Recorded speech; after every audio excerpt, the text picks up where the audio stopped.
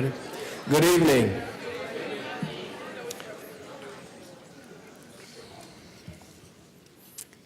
Good evening. I'm Jesse Ray, Special Assistant to the Chancellor here at UNC Asheville. And on behalf of Chancellor Ponder, I want to welcome you to UNC Asheville and the Math Literacy Summit. We are happy to welcome all of you, our colleagues in education from the Asheville City and Buncombe County schools, parents, students, and interested community members to come to this part of the summit, which will carry over until tomorrow. We're honored to have Dr. Robert P. Moses visit Asheville and to share his algebra project and his work on math and science. Initially, we'd like to thank Missions Health and Hospital, who co-sponsored this event. As the city's largest employer, Mission understands the requirements to be a successful employee. They also understand that in most medical careers, math and science are base and foundational for the jobs. As the area's university, UNC Asheville also understands what the requirements are to be a successful student. To be able to analyze, to be able to calculate, to be able to think critically, and to be able to provide solutions and alternatives. And math is an integral part of that process. So Mission Health and Hospitals, along with the Asheville Area Chamber of Commerce, Buncombe County Department of Social Services, have come together to sponsor the Math Literacy Summit, and we thank them for their support and for their collaboration on this event. Secondly, I'd like to recognize the planning committee members who have worked very hard to put it all together, all of the logistics involved in a two-day event, and all the work behind the scenes to make it happen and to make it successful. Those individuals are Deidre Wiggins of the Office of Multicultural Events, Samuel Kaplan of the Math Department, Marianne Epstein of the Public Information of UNC Asheville, and Darlena Moore representing Mission Hospitals. We thank them for their work. Again, welcome to UNC Asheville for the Math Literacy Summit that began earlier today when Dr. Moses visited with us and shared with some students, and is now prepared to share with you this evening. And then again on tomorrow, we'll have several workshops. Welcome. And now, Dr. Jim Pitts, who will give a history of the event.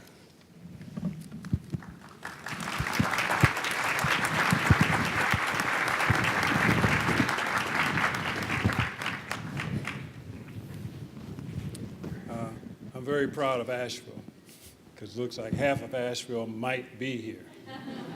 The other part might be watching the basketball game, and hopefully we're winning.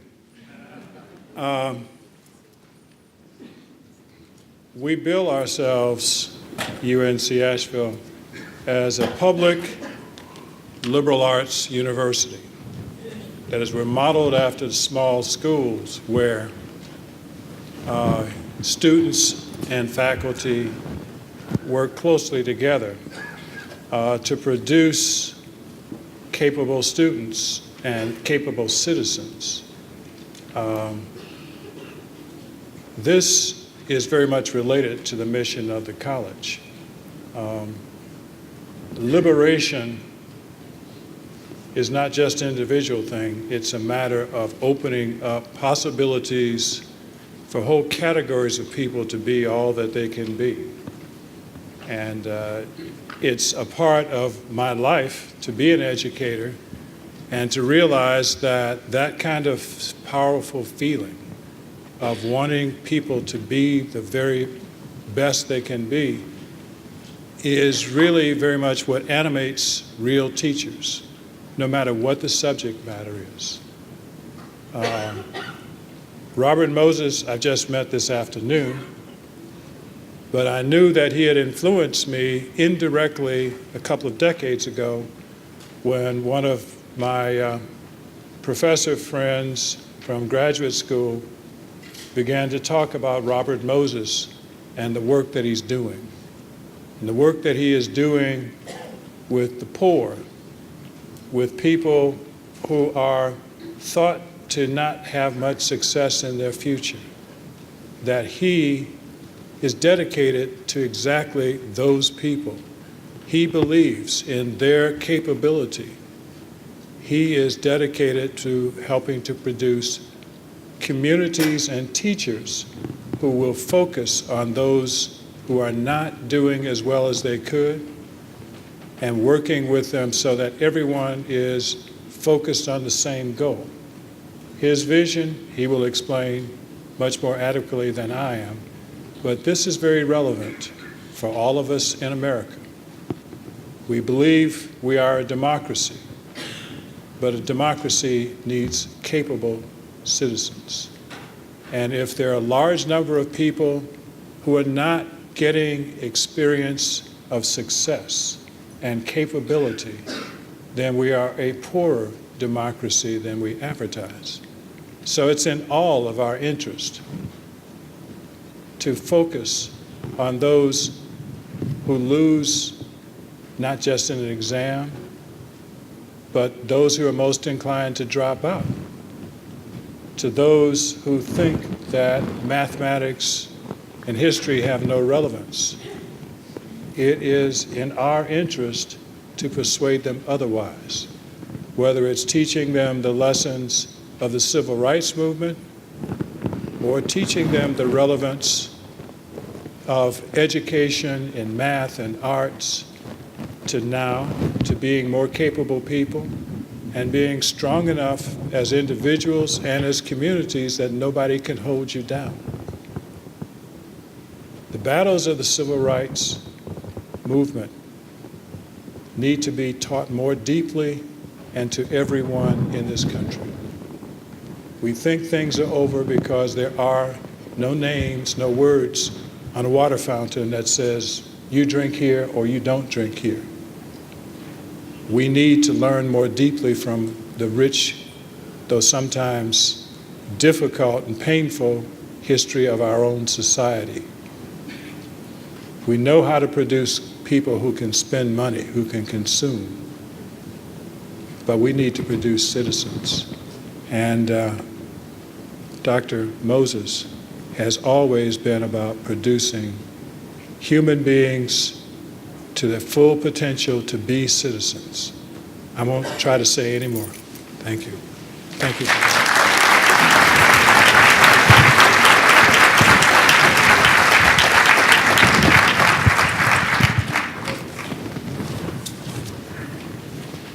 Thank you, Dr. Pitts.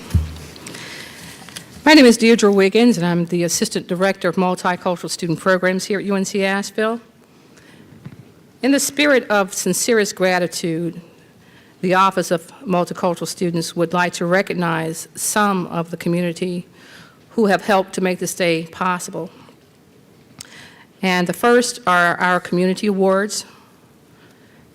For Mission Hospital, accepting will be Ms. Janet Moore, Director of Marketing and Communications. Will you please come forward?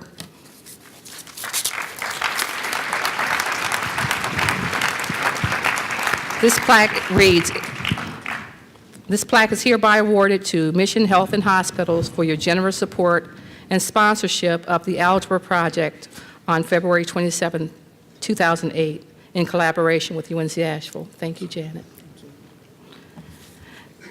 Next community award is the Asheville Chamber of Commerce. It reads the same, and it's being accepted by Laura Copeland. Thank you, Laura.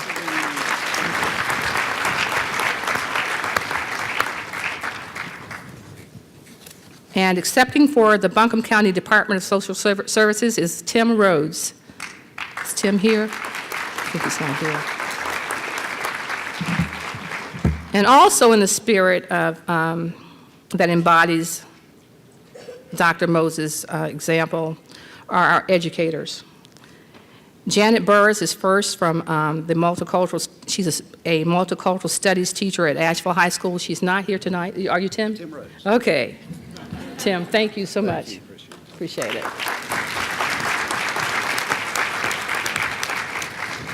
Janet was snowed in today, and Janet Burris, as I said, is a multicultural studies teacher at Asheville High School. And she was snowed in, so we are nonetheless grateful for her. And Rafika Cobb is next from Asheville Middle School.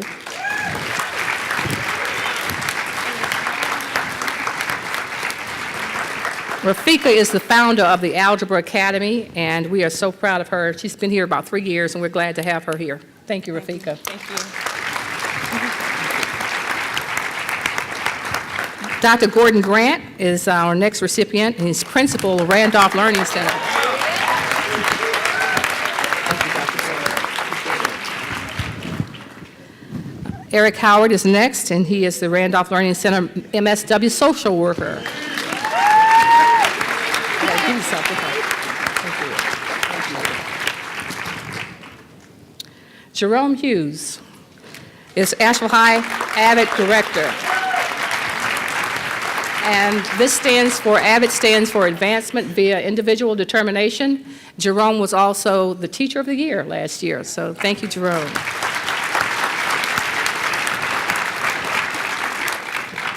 And Dr. James Pitts is the person, thank you, Jewel, who birthed the idea to bring Dr. Moses here 5 years ago. Thank you, Jewel. Thank you, Jewel. Kind of hard kissing somebody that high. And his wife's here, so she doesn't mind. Dr. Pitts is with the Department of Sociology. And last but not least, of course, is Miss Candy Sellers. She's the principal of William E. Estes Elementary School. Thank you, Miss Sellers. I don't know how I did that. I missed the one. Miss Buchanan, Lauren Buchanan, please come forth. This is a special teacher to me. I have known of her work for many years, and it is my distinct honor to give her this award. And it reads, "For exceptional strides toward improvement of parity in education." Thank you so much, Ms. Buchanan.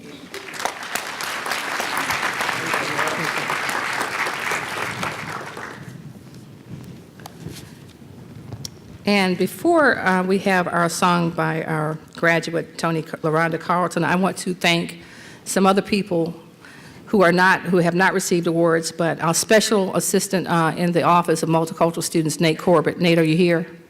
Just raise your hand. Thank you, Nate. He's been exceptional. I don't know what I would have done without Dr. David Pfeiffer, who is the chair of the math department. David, are you here? Dr. Samuel Kaplan, math department. Mr. Mike Ladico with Buncombe Asheville City Schools. Thank you. And Jewel Gist, who is my intern, she's not here now. Jewel Gist, where are you, Jewel? Thank you so much. And I'd just like to ask you in this part of the program, when we have the question and answers, please use the aisle mics. And now we have a song, Still Holding On, LaRonda Carlton, class of 2001, UNC Asheville. She is a high school special education teacher. Please welcome Tony.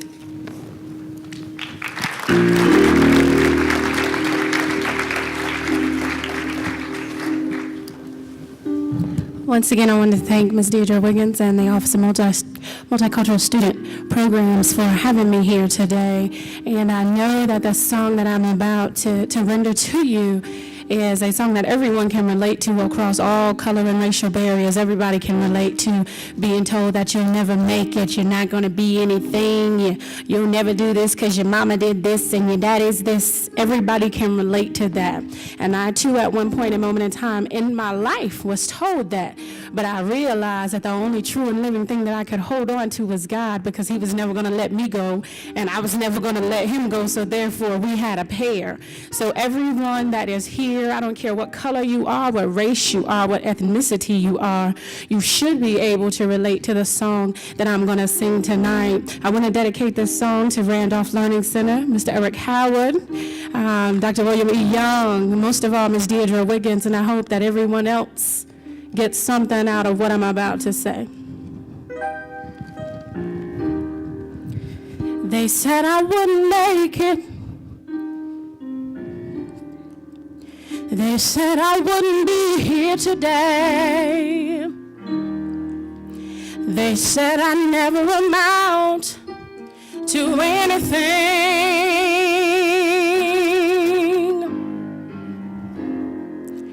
But I'm glad to say that I'm on my way,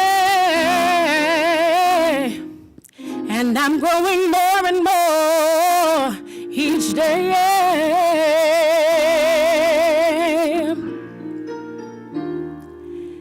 There were many that started out with me, but now they've gone astray. But I'm still holding on. I'm still, Lord, I'm still holding on. Lord, I'm still holding on to His hand.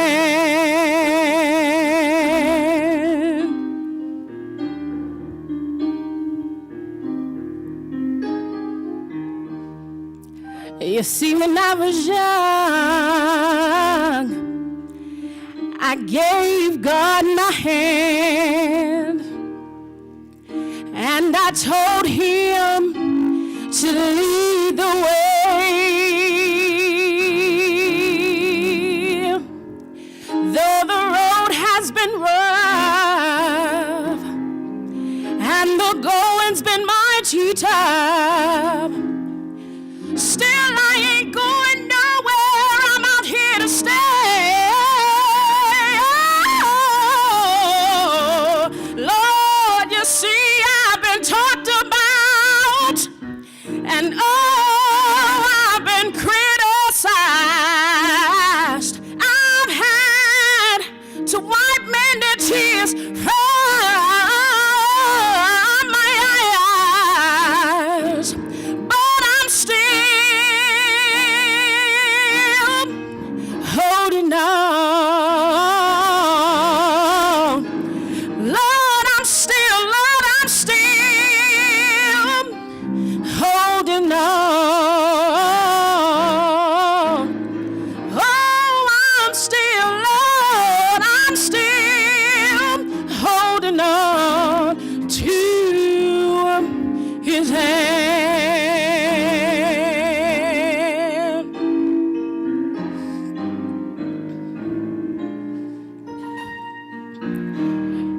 You see, when I was young, I gave God my hand, and I told Him to lead the way. Though my road, it has been rough, oh, and my going's been mighty tough, still I ain't going nowhere. I'm out here to stay. Oh, Lord, you see, I've been talked about, and oh, I've been criticized. I've had to wipe many, many, many tears from my eyes, but I'm still holding on. Lord, I'm still holding on.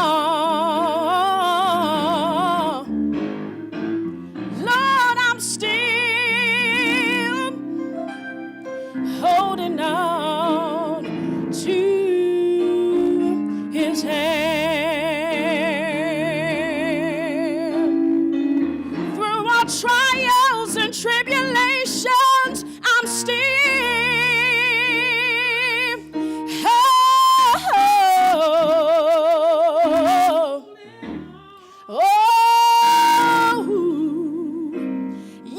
I'm still in God's holy plan. Though they scandalize my name, I'm still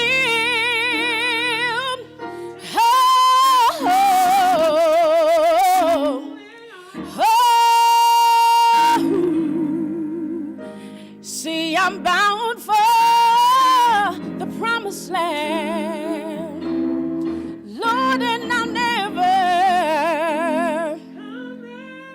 never let go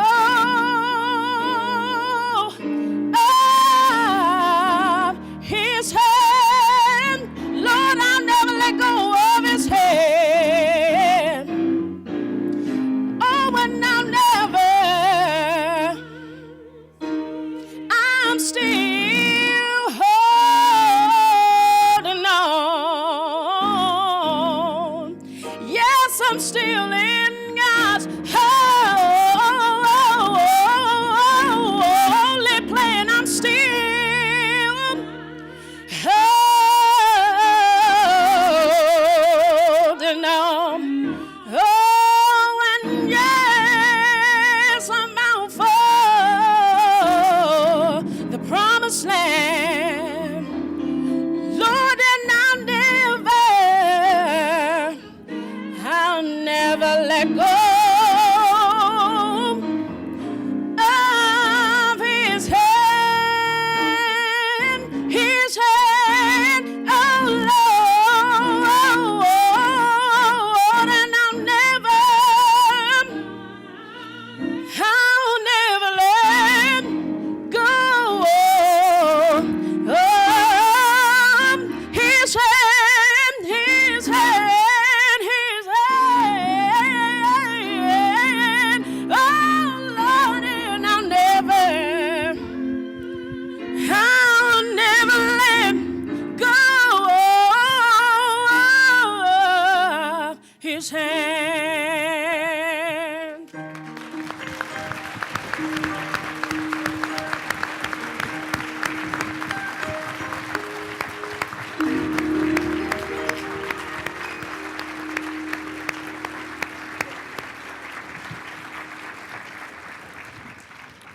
Thank you, Tony. And our introduction of tonight's speaker will be done by Michael Carter, who is the Interim Director of Diversity with Mission Health and Hospitals. Michael.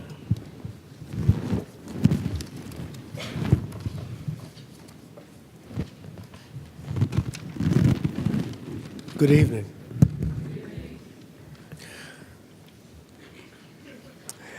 It is indeed an honor to be able to introduce our special guest tonight, a man who combines his love of learning and teaching, his intellectual acuity with his heartfelt sense of love, especially for children. Harlem-born, Harvard-educated, Robert P. Moses is a radical in the true sense of the word. He goes to the root of the problem.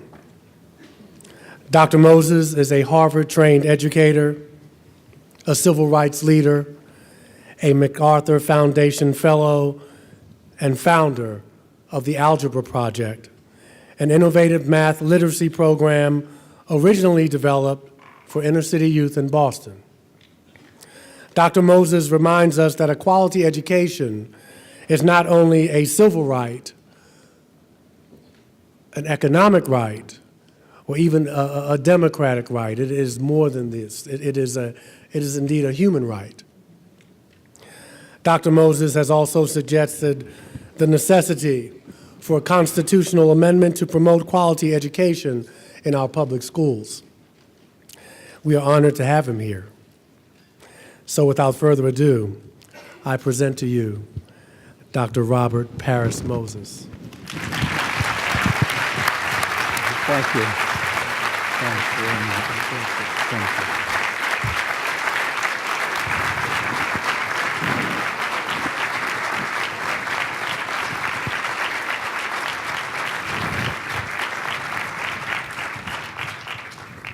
So I'm honored to be here.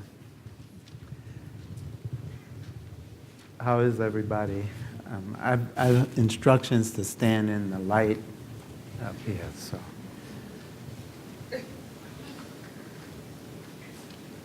What I'd like to do is to see if we can have a conversation about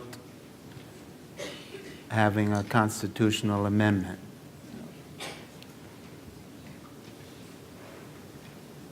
And we have floor mics here. So I'm going to try and set a stage for such a conversation.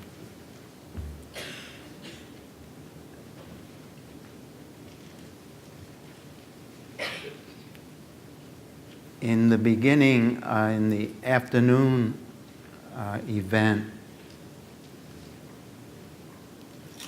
I talked to some of the students and asked them to think about the three qualities that we all have that as human people that we have to integrate: our mind, our heart, and our willpower. And I asked them to do that, think about that in the context of the story in the Bible about the king and the two women and the baby. We all know that story. And it's a story in the Bible in which the king's wisdom is made the main point. But I asked them to think about it in terms of the mother.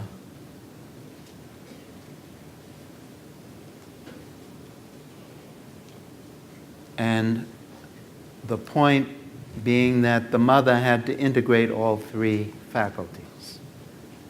That she had to feel for the baby.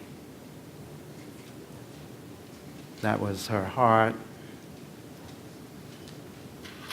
That she had to surrender the baby to the other lady. That was her willpower. And the point there was that we don't think of willpower, that the value of our willpower is our capacity to surrender. And that in doing those things, she did a wise thing. And so she accumulated wisdom. That is, we can be learned and smart, but that has little to do with accumulating wisdom. And it seems that wisdom is accumulated by doing wise things, small things. And so I find in that story the way in which we have to integrate the three faculties that we have. But as a nation, we have to integrate our sense of we. And so that's what I'd like us to talk about and think about. Who is the we? And how do we integrate our sense of we?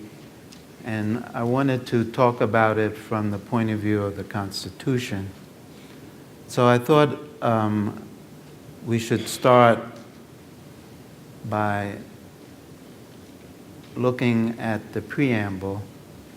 And I wanted to ask the students down front if they wouldn't come and stand in the light here, maybe the first 3 rows. And what I want you to do is say with me the preamble to the Constitution. And we'll say it together. You don't have to worry about that part of it. So if you just stand up here and we'll say it together. So the first 3 rows, right? Just come on up. And some young people over there, we'll all stand up here, right?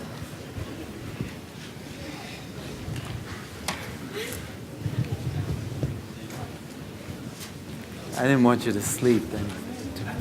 So, young people. So you want to double up because you got to come in the light here. So come on up. Probably get 2 rows. Come on up front here. Yeah, there you go. Any other young people want to join us? Yes.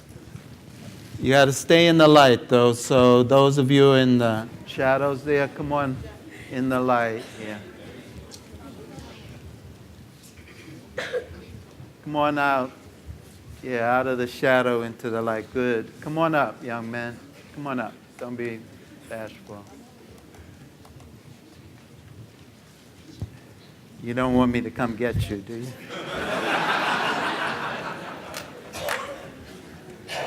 Come on out in the light for us. Okay.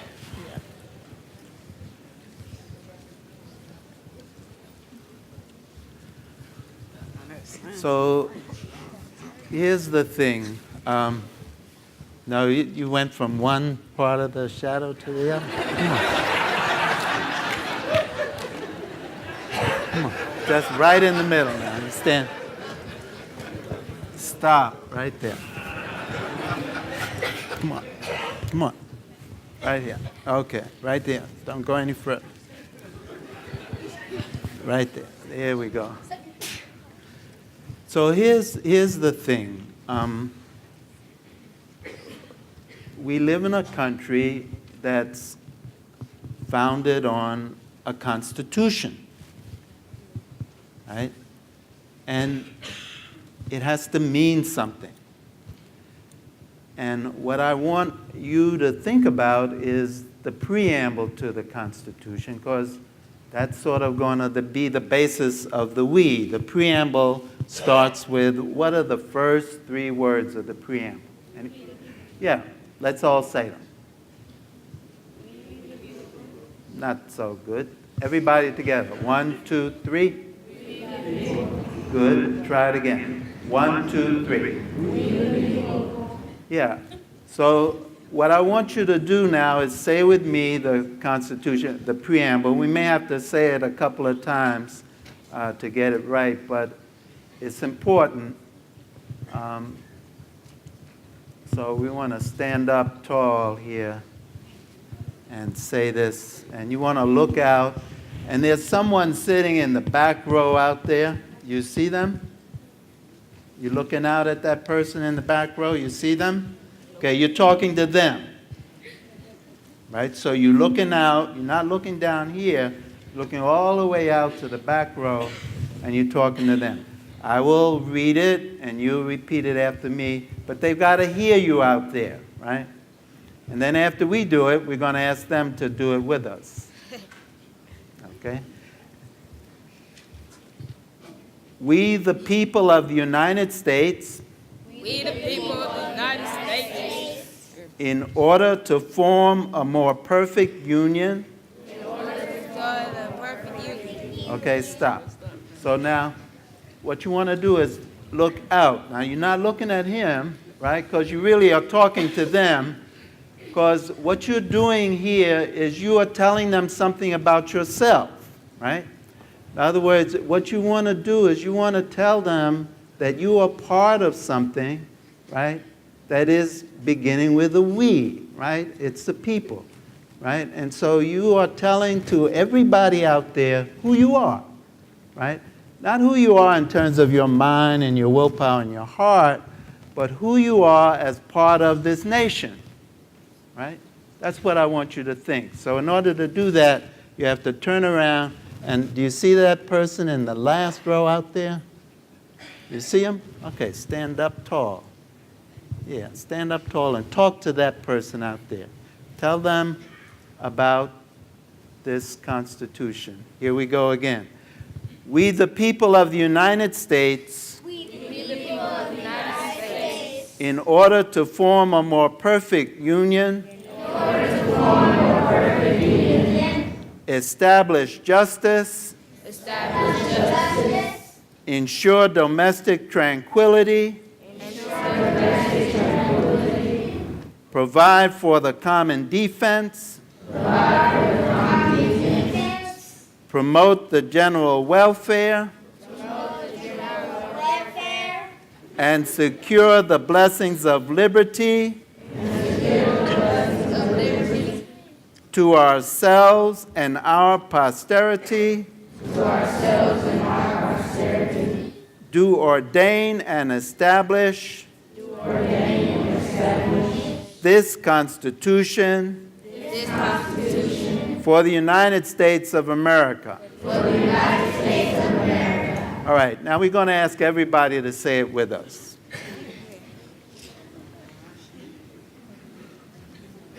Y'all ready? Okay. We, the people of the United States, in order to form a more perfect union, establish justice, ensure domestic tranquility, provide for the common defense, promote the general welfare, and secure the blessings of liberty to ourselves and our posterity, do ordain and establish this Constitution for the United States of America. Thank you.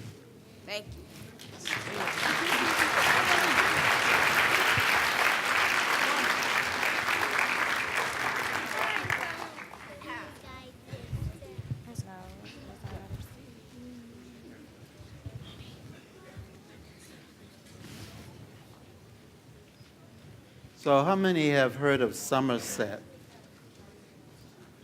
Somerset? Somerset? In the audience, how many have heard of Somerset? He came to this country in 1741. So I want to begin the story about the Constitution. You have to sit up if you want to sit in the first row.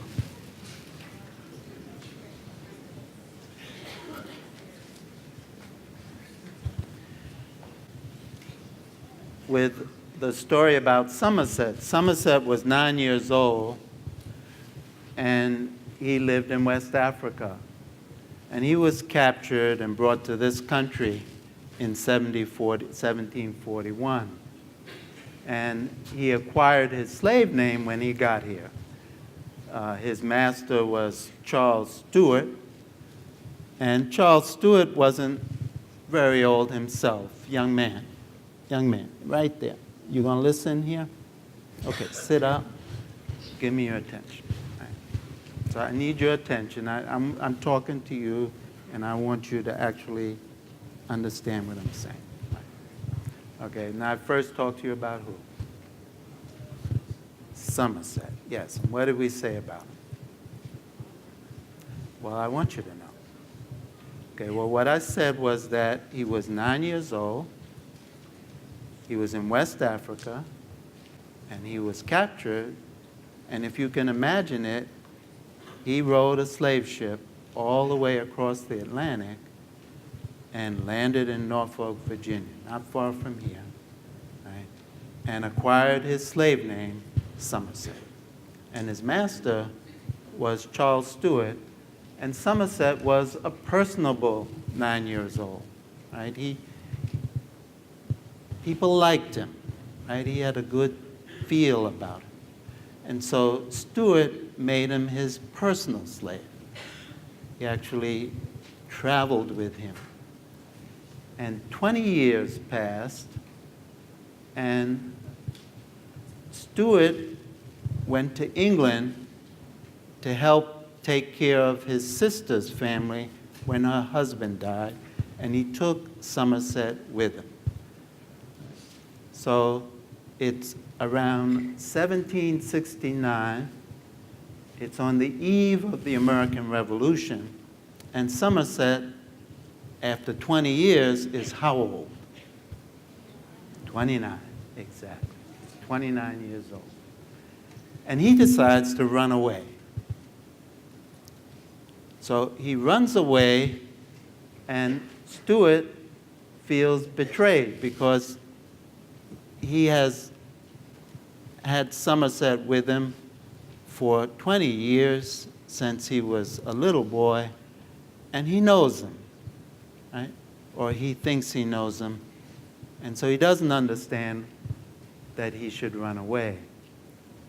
So he sends slave catchers out, and they catch Somerset. But Somerset had made some friends in England. He had made some friends who had become his godparents, and one of his godparents petitioned the King's Bench, which was the oldest and highest common law court in England. And it was called the King's Bench because in the history of England, the king himself used to sit at this court and make judgment about the cases brought before him.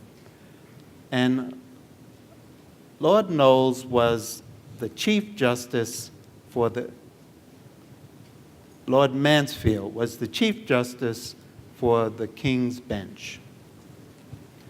And they issued a writ, they asked for a writ of habeas corpus, right? And Lord Mansfield said, okay, bring Somerset to me, and we will hear what the issue is. So Captain Knowles had Somerset in his ship, and he appeared before Lord Mansfield and said, Stuart brought his slave Somerset to be sold in Jamaica. Well, Lord Mansfield said, we will have a hearing on this. And Stuart, feeling betrayed, went ahead and said, okay, we're going to go to trial, right?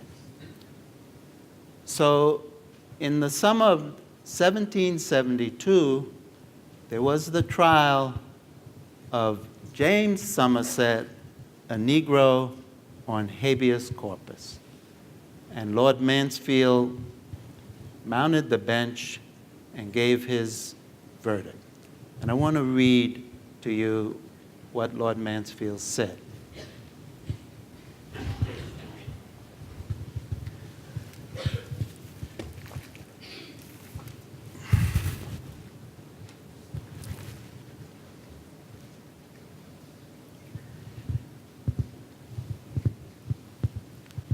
On June 22nd, 1772, the clerk of King's Bench called the case of James Somerset, a Negro, on habeas corpus. And Lord Mansfield delivered his judgment with his wig on, bewigged. He said, the state of slavery is of such a nature that it is incapable of being introduced on any reasons, moral or political. It's so odious that nothing can be suffered to support it but positive law. Whatever inconveniences, therefore, may follow from the decision, I cannot say this case is allowed or approved by the law of England, and therefore the black must be discharged. So Somerset was set free, and in colonial America in 1772 in Virginia, this was one of the main decisions that spurred the revolution, the colonial revolution, which gave us the Constitution that we have. And it was so important that we have a piece of our Constitution which I call the Somerset Clause of the Constitution. And we just talk here about we the people, but the we of the we the people in the Constitution as it was first written did not include the Somersets. And this little piece of the Constitution I want to read to you, or maybe have someone come up and read it for us. Somebody like to come up and read one paragraph of the Constitution. You raised your hand? Okay. So it's Article 4, Section 2, Paragraph 3. Where is this? It's that part here, and you can go to the mic from here to there. Okay. At the mic? Okay. Article 4, Section 2, Paragraph 3, the Somerset Clause of the Constitution. No person held to service or labor in one state under the laws thereof, escaping in another, shall, in consequence of any law or regulation therein, be discharged from such service or labor, but shall be delivered up on claim of the party to whom such service or labor may be due.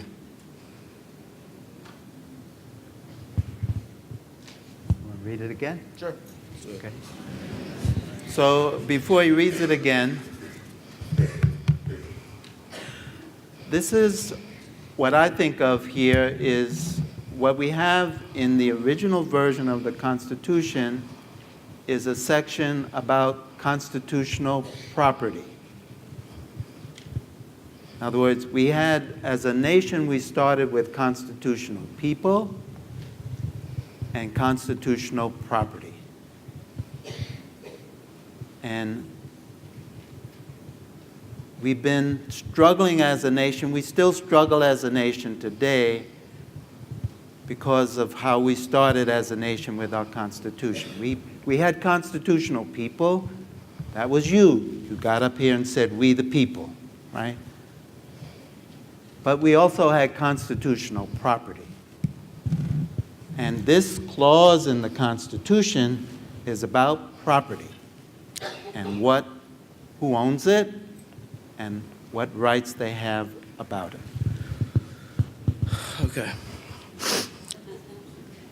No person held to service or labor in one state under the laws thereof, escaping into another, shall, in consequence of any law or regulation therein, be discharged from such service or labor, but shall be delivered up on claim of the party to whom such service or labor may be due. Yes. Stuart felt that he had the right to reclaim Somerset. And when we started our country, we gave Stuarts the rights to reclaim Somerset. So if the property escaped into another state, right? If a property in South Carolina escaped into North Carolina, then this article of the Constitution says that that property doesn't have the right to escape, and no one has the right to harbor that property. They have to return it back to the person that owned that property. Right? So that's our first point about the we in the country. Right? We started out with we's who were constitutional people and we's who were constitutional property. But we're both in the Constitution. We're all in this Constitution together. Right? But we have different things. Okay? Thank you. Yeah.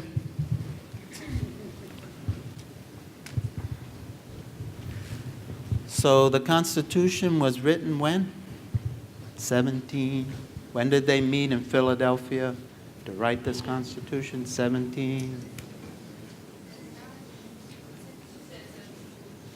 76 was when we fought the war. That's close, but we had the war in 1776, right? The revolution. So it was, the Constitution was, well, 1772 is when Lord Mansfield gave his decision, right, in England, right? 87, thank you. So 1787, right, we gather to write our Constitution, right? And about 70 years pass, right? And the issue comes up again. A slave runs away. Right? And it becomes a big issue in the country. And does anyone know that case? Dred Scott. Yes, thank you. So, you taking notes? So you got a computer up here, so in your memory, put that name in there. Do you have it? What is it? Dred somebody. Dred Scott. Right? So Dred Scott, 1857. Somebody can do some math? 1857 minus 1787, what do we get? 70 years. 70 years pass, right? And the issue of Somerset being owned by a Stuart comes to the Supreme Court, and Chief Justice Taney argues against what Lord Mansfield argued in 1772. The Chief Justice of the Supreme Court of the United States says that constitutional property have no rights which constitutional people have to abide by, and so therefore Dred Scott cannot be set free. And we get ready to do what as a country?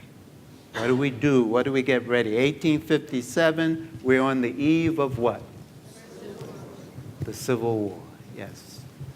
The Wars of Deaths. There's a beautiful book that's been written by, I think her name is Drew Gilpin Faust. She's the current president of Harvard, but she's a historian.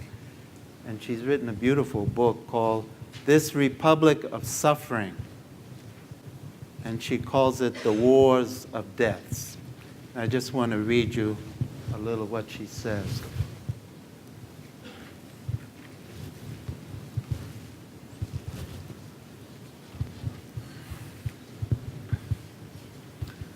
She says, the number of soldiers who died between 1861 and 1865, an estimated 620,000, is approximately equal to the total American fatalities in the Revolution, the War of 1812, the Mexican War, the Spanish-American War, World War I, World War II, and the Korean War combined. As many people died in that war of deaths as in all those other wars. This nation was wounded around this question of constitutional people owning constitutional property.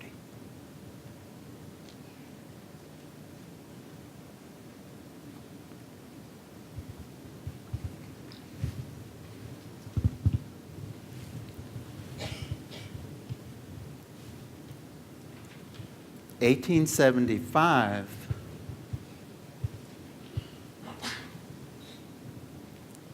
the Mississippi State Legislature, the Democratic Party in Mississippi, takes over the state legislature.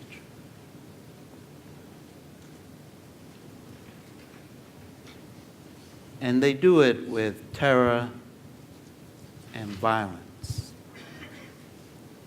And it's all documented in a report by the senator from Massachusetts, the Boutwell Report, 2,000 pages.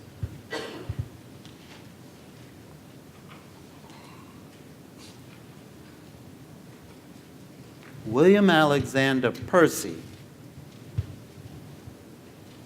and the Percys of Mississippi. Charles Percy first landed in Mississippi in 1841, around the same, a century after Somerset. Right? And there are about 4 generations of Percys that are a very important family in Mississippi.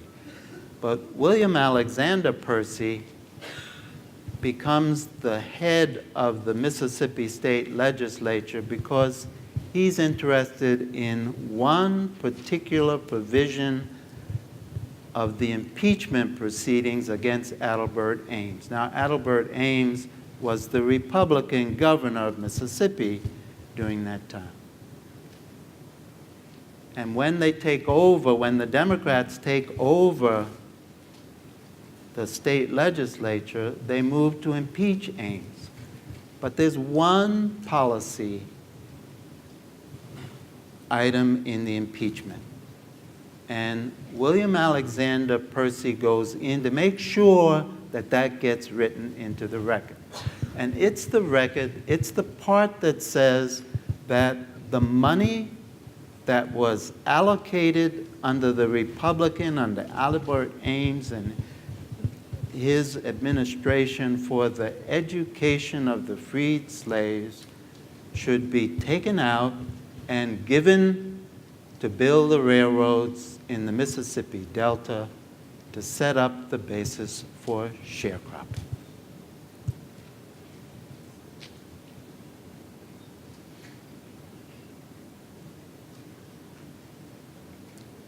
That little act there sets us up for the next 70 years. Now, you remember 1876 and 1877. 1877 was the big compromise. We saw in the election of 2000 where the Supreme Court had to decide who was going to be president. Well, that was a replay of something that happened in 1877. Anybody remember who became president of the country in 1876 election, took office in 1877? Hayes. Yes. Hayes. Now, Hayes was governor of Ohio. Right? Ohio, we know, is on our radar screen because it's this big election, and Ohio is the state in the country where we say, well, as Ohio goes, so goes the country, right? Whoever Ohio decides becomes the president. That's what, well, it happened back in 1877. Because remember, Ulysses Grant was president,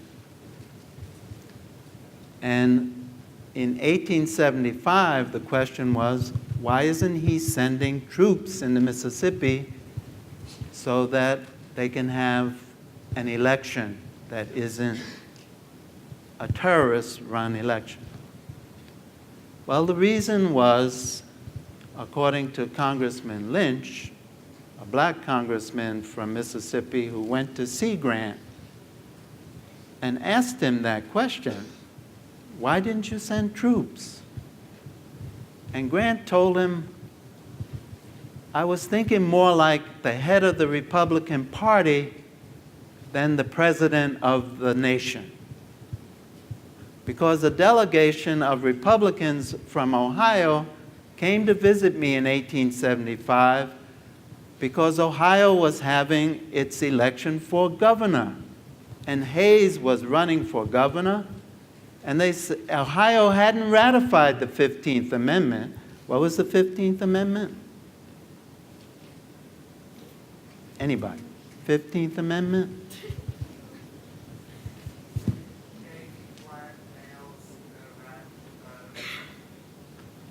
Black males the right to vote? No, it didn't give black males the right to vote. The 15th Amendment gave who the right to vote?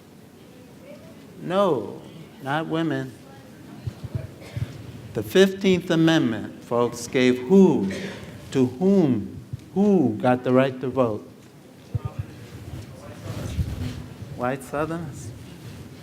All right, who wants to read? Somebody? Right here. Come on up.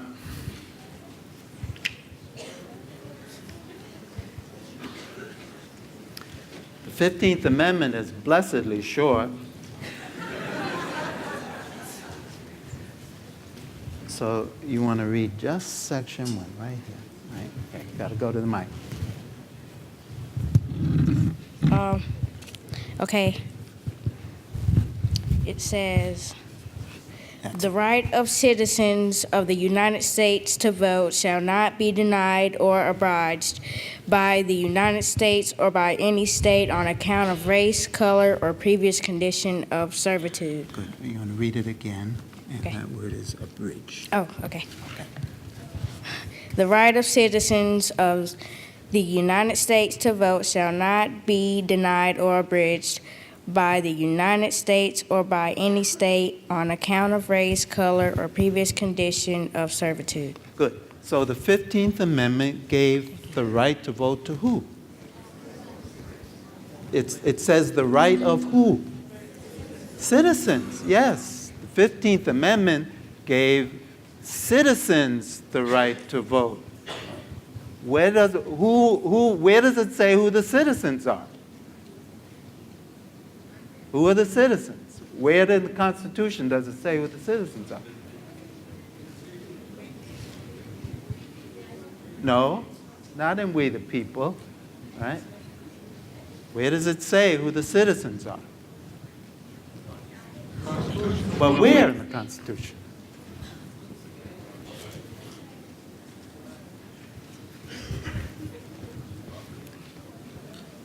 Okay. A reader. You got another reader? Yes? Young person there?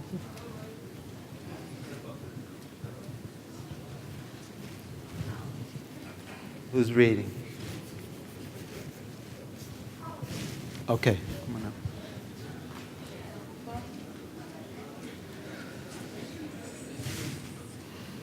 Okay, so I want you to read this and then the first sentence, right? Just one sentence.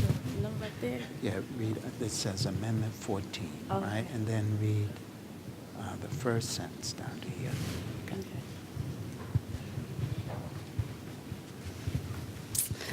Amendment 14, all persons born or naturalized in the United States and subject to the jurisdiction thereof are citizens of the United States and of the state wherein they reside.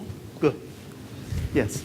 So the 15th Amendment says that the citizens have the right to vote, and the 14th Amendment says who the citizens are, right? So who are the citizens? Persons born in this country, right? We got a problem with that now because we have immigrants who have babies in this country, and we want to deport their mothers, right? And the children are citizens, right? These are big questions about constitutional people that we are facing, right, as we speak, right? The candidates are down there in Texas, right, talking about this. Mississippi didn't ratify the 14th Amendment, Mississippi refused to ratify the 14th Amendment. And so Grant sent in troops and said Mississippi couldn't come back into the Union, right?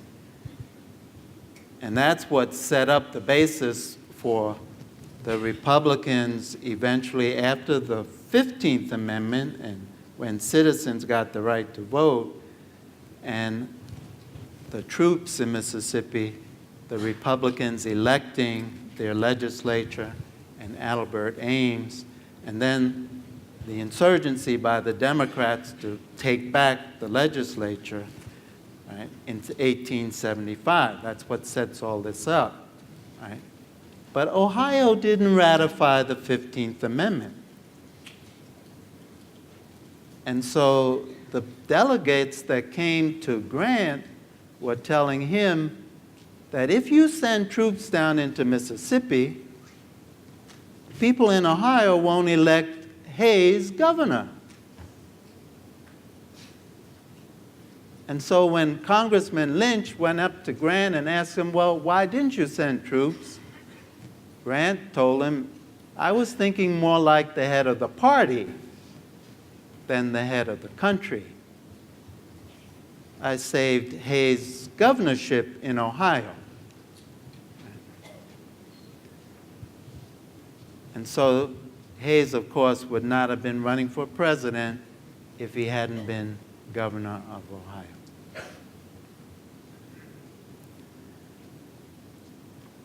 (1960), February 1st,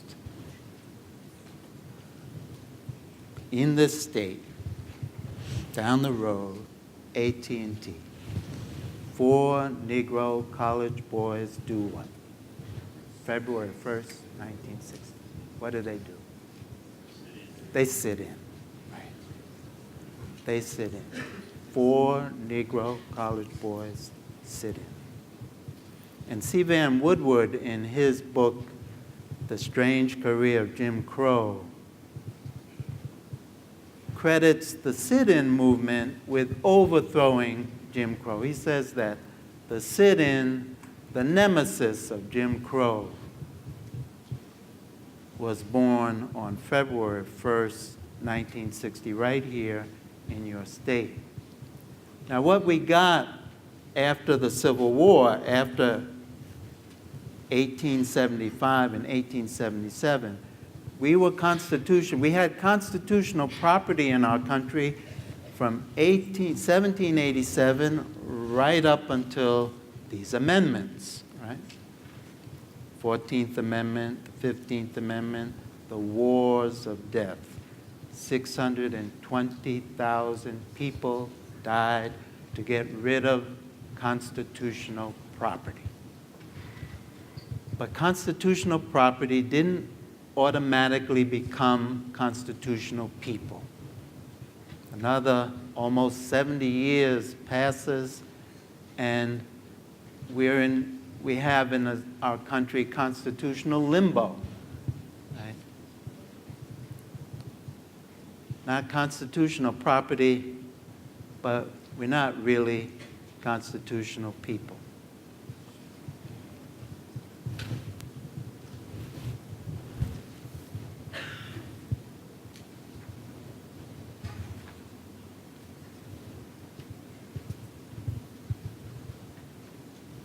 We hope this wall, built to bar Negroes from access to the franchise, must come down. It's November 1963. It's actually November 27, 5 days after what happened? Kennedy was assassinated November 22nd, 1963. 5 days later, Judge Wisdom, the Fifth Circuit judge for the Fifth Circuit Court of Appeals, in a 3-judge panel sitting in Baton Rouge in Louisiana, says, we hold this wall built to bar Negroes from access to the franchise must come down. And Judge Wisdom held history more important than logic. You should read that decision, right? You should have it in your classrooms. People should read it, right?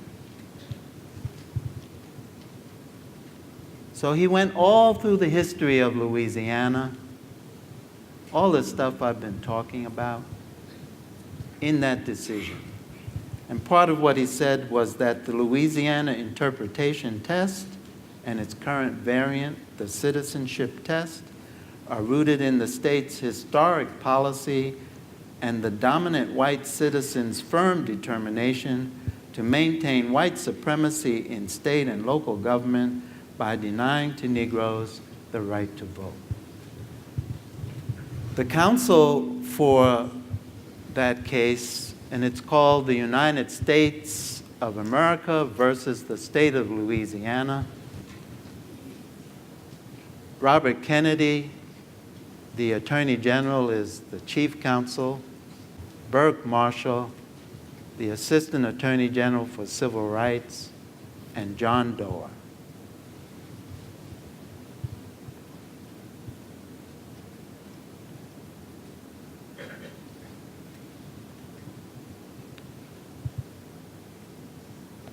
So Judge Wisdom says that constitutional limbo should end,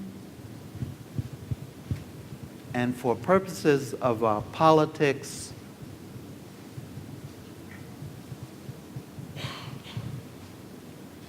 the freed slaves' descendants, the Negroes, should now enter into our country as constitutional people.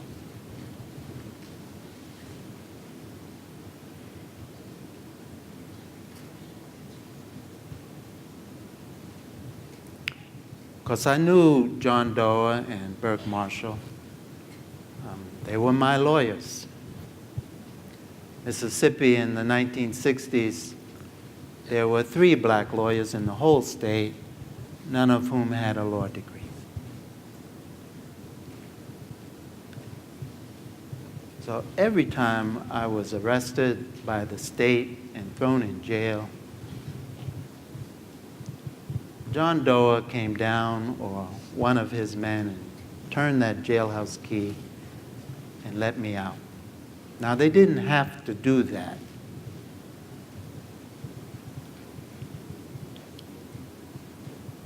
What permitted them to do it was another little piece of constitutional law, the 1957 Civil Rights Act. Remember, Eisenhower is president, and we get our first Civil Rights Act since 1875. Remember, the first Civil Rights Act was in 1875, trying to get what we finally got in 1964, right? The Civil Rights Act of 1964. The Act of 1875, the Supreme Court in 1883 overturned it. Justice John Marshall Harlan was the only justice that dissented. And the Supreme Court said, you can't do this, Congress. You can't override the states and say that the freed slaves can have access to public accommodations. It's not your right to do that. That right belongs to the states.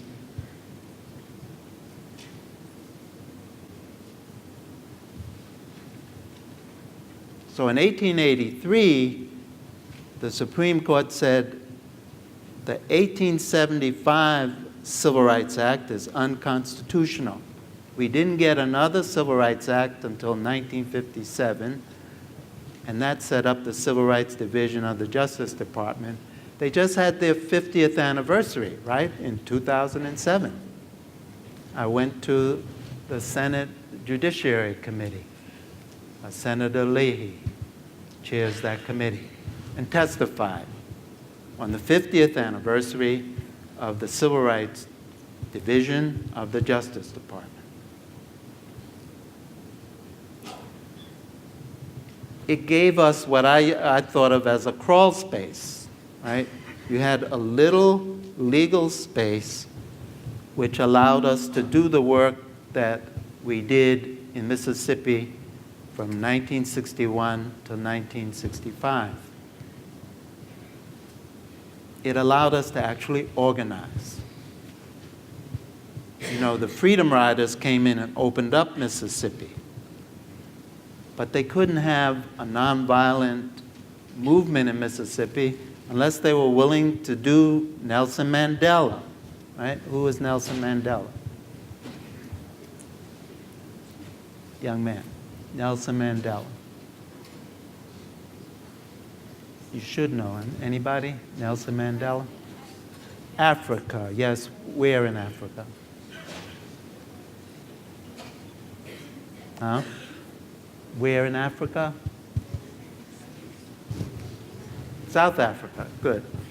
Yes. Now, Nelson Mandela spent, I think, maybe 27 years in jail. Right?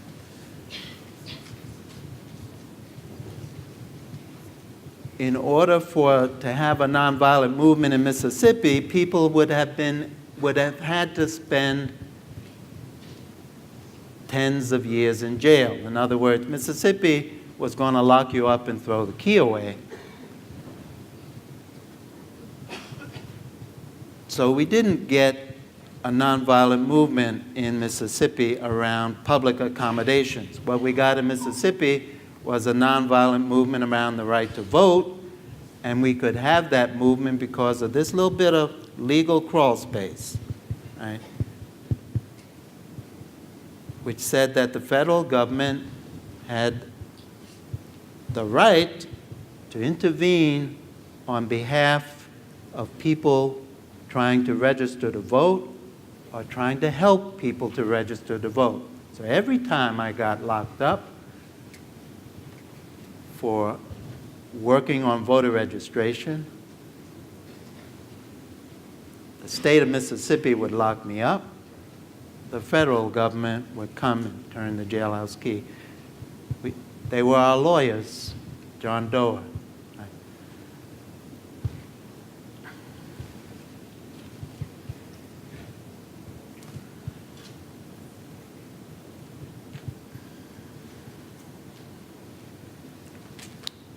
You really are a great audience, very patient listening. So just one more thing I want to talk about.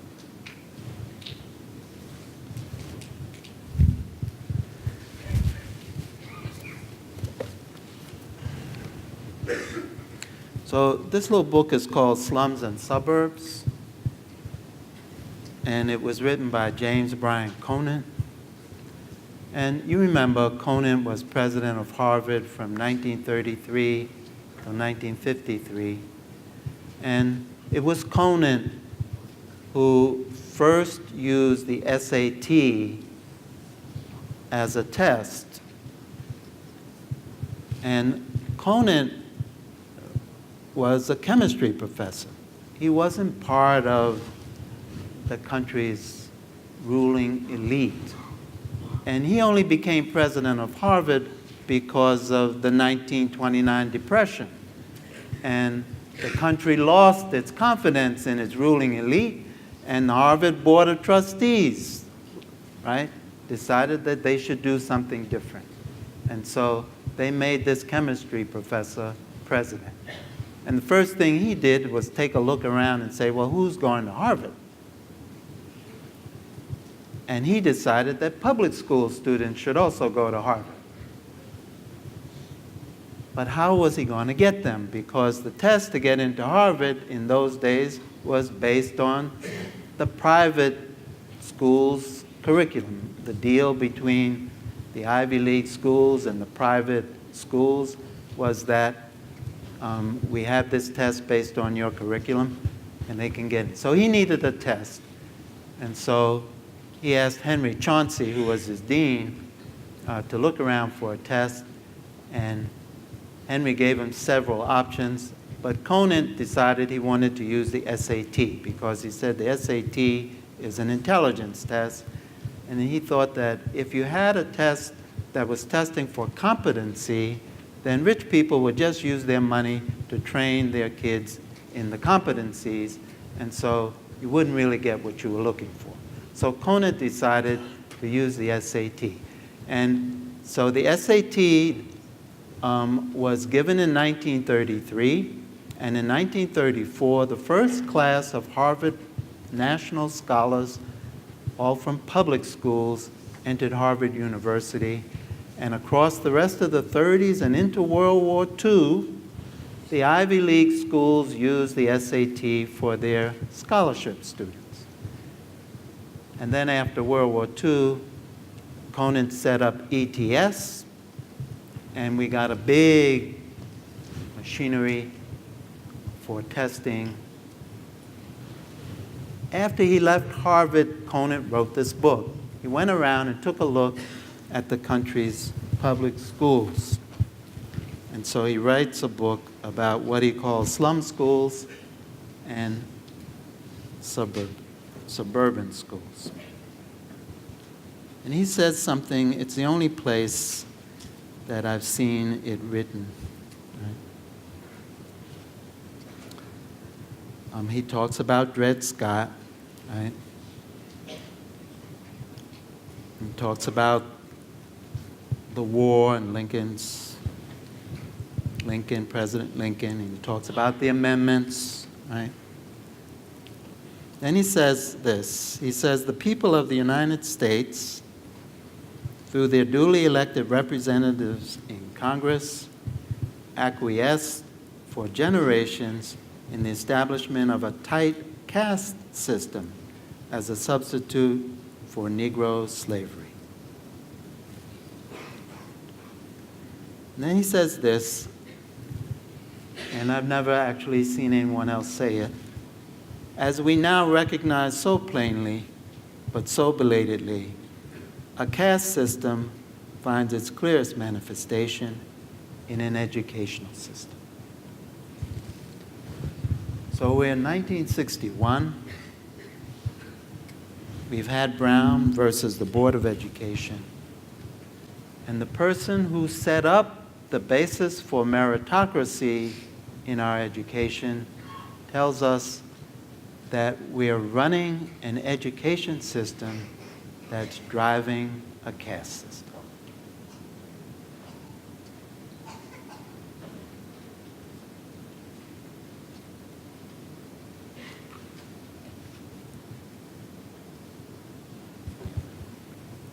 In 1971, Mexican Americans sued to get equal funding for their schools in South Texas. Went all the way up to the Supreme Court, and it's known as the Rodriguez case. Thurgood Marshall was still on the court. The court said there is no substantive federal right to an education in this country. So the plaintiffs had no standing to sue for equity in the federal court system. The operative word was substantive, that there's no substantive federal right. So there's no relief about funding through the federal court system. So after 1971, here in North Carolina and in 44 other states in this country, we have suits in state courts to get equity over funding.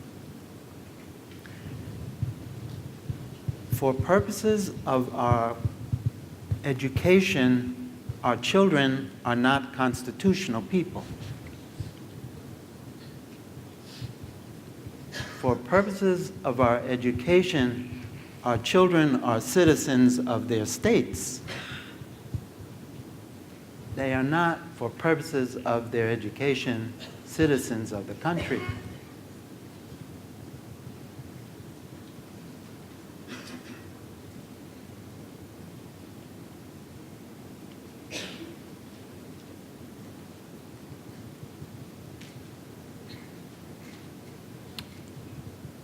Goodwin Liu is a law professor at the University of Berkeley Law School. He's written 2 articles looking into the question of national citizenship in education. There's one in the Yale Law School Journal, it appeared in the fall of 2006, and then in NYU in the spring of 2007. So it's a question for us. What would it mean for us to be national citizens for purposes of our education?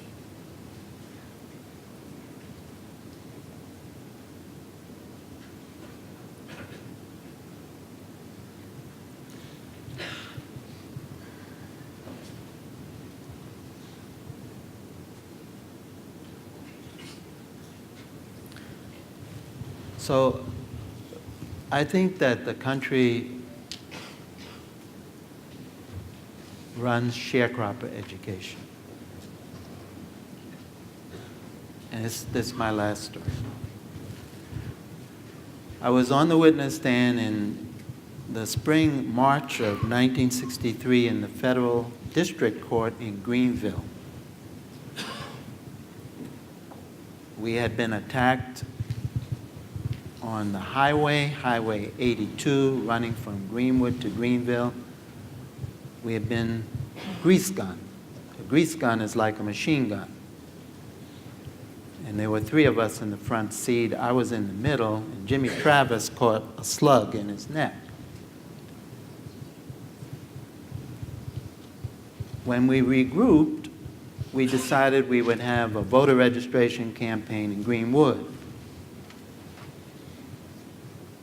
We got arrested. Burke Marshall and John Doe had our cases removed to the federal district court. I'm on the witness stand. John Doe is standing in front of me. He's my lawyer. Judge Clayton asks a question. The room is filled with sharecroppers from Greenwood. They're packed into the benches and standing around the walls. It's wall-to-wall sharecroppers. He wants to know, why is SNCC taking illiterates down to register to vote?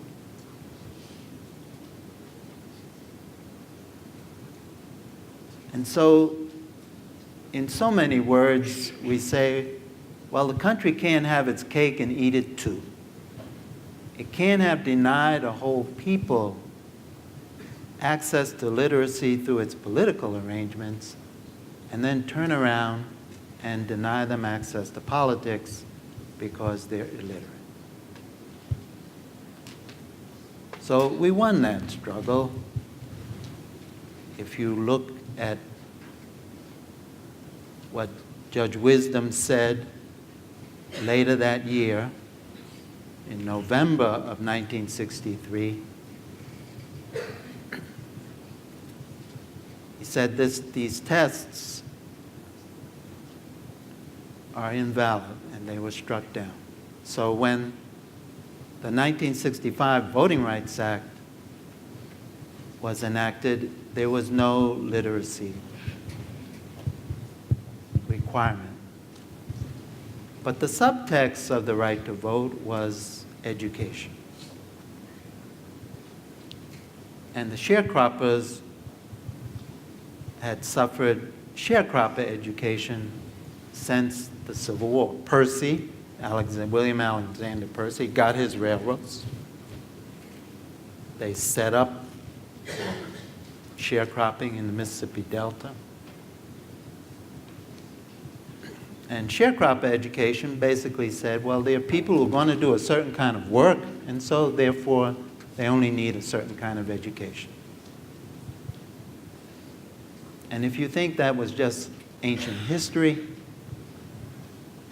read what Judge Lerner said in the state, in the court case that went through New York State, right, after Rodriguez. So the Campaign for Fiscal Equity sued in the state and said the state should give more money to the city. And a federal district judge says, yes, that's right. Pataki was the governor. He appealed it. It went to a 4-panel appeals court. They said, no, that's not right, because the Constitution of the state of New York says that the state of New York is obligated to educate its young people to do 2 things: serve on juries and vote. And an 8th grade education is sufficient to do that. The city of New York is already providing the equivalent of an 8th grade education to all of its young people, so they don't need more money. But Judge Lerner went further. He said, furthermore, there are a lot of low-paying jobs. And so the people who are going to fill those low-paying jobs don't need more education. That's the 21st century version of sharecrop education. And we saw that with Katrina in New Orleans.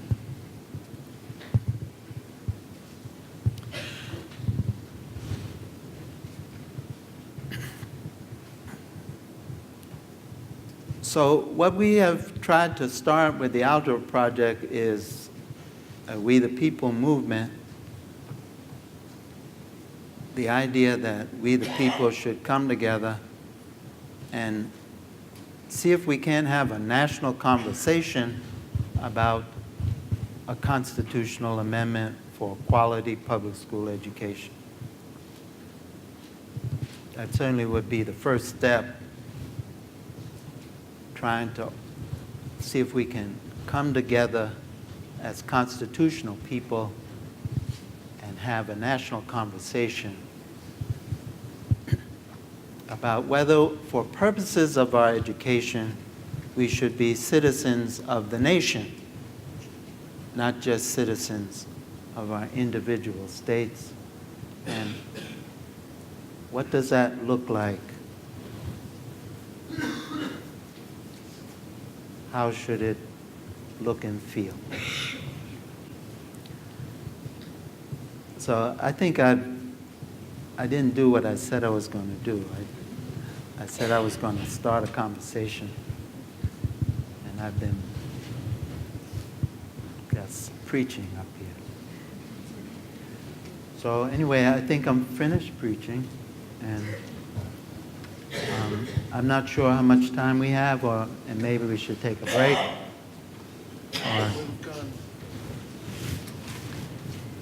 And I'm not sure what you folks want to do.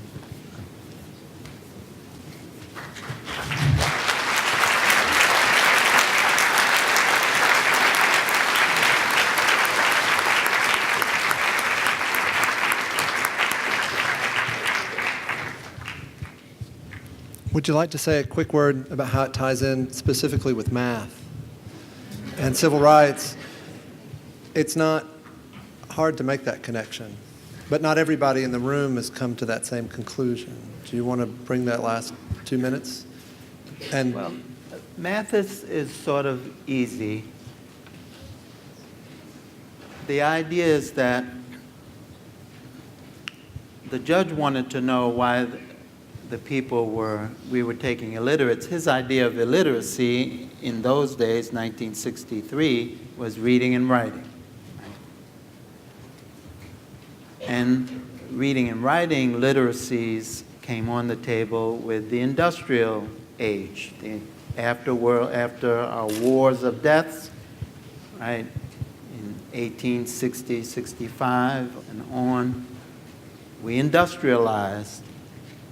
And with the industrial technologies came reading and writing as literacies necessary to access the economic arrangements of the industrial age. We're now in the information age. Computers drive that technology, and computers bring a quantitative literacy on the table in the same way as industrial technologies brought reading and writing literacies on the table. These quantitative literacies are on the table as the prerequisites for accessing education and the economic arrangements of the information age. And we're not going to get out from under that. And we've got a small window of history before everything solidifies where we can do that. We can become a people who are not just reading and writing literate, but also mathematically literate. Right? There's nothing stopping us from doing that. And probably the strongest argument for doing it is that it's doable.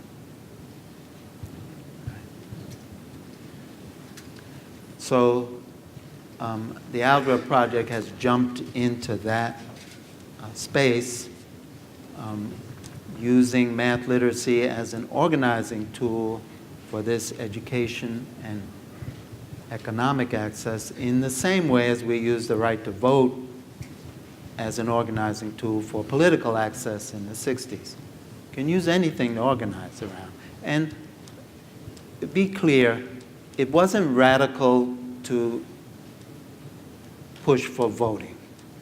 Telling people to vote isn't radical in this country. What was radical in the 60s was telling the sharecroppers who were locked into the political system that flowed from the wars of deaths.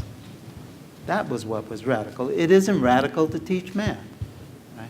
What's radical is to teach math to the kids at the bottom and have them use it for the empowerment, because if they use it and they move, the whole system will have to move. Right? So in the 60s, we were working with the sharecroppers on the demand side of the right to vote problem. How do we get the sharecroppers to demand their rights?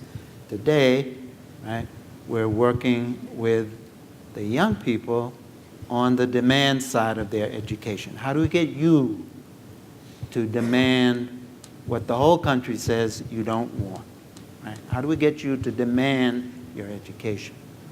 So that's the tie-in to the civil rights movement.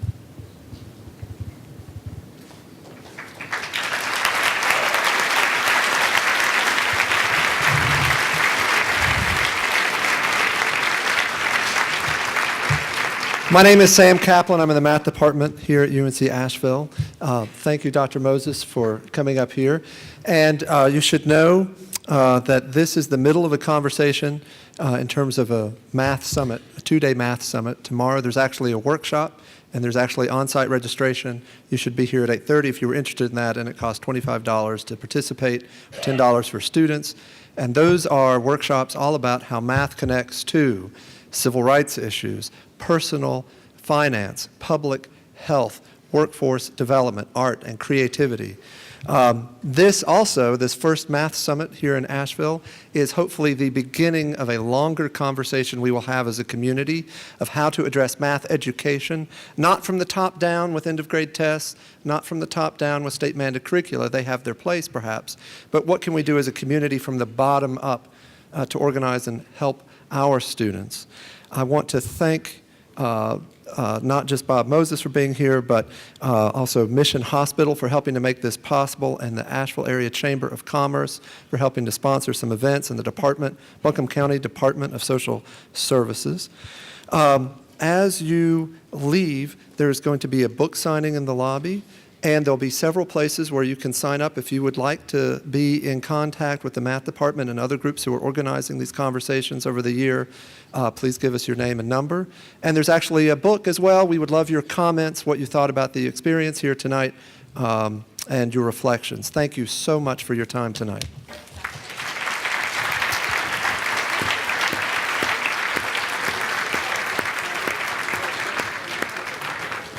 What's your name?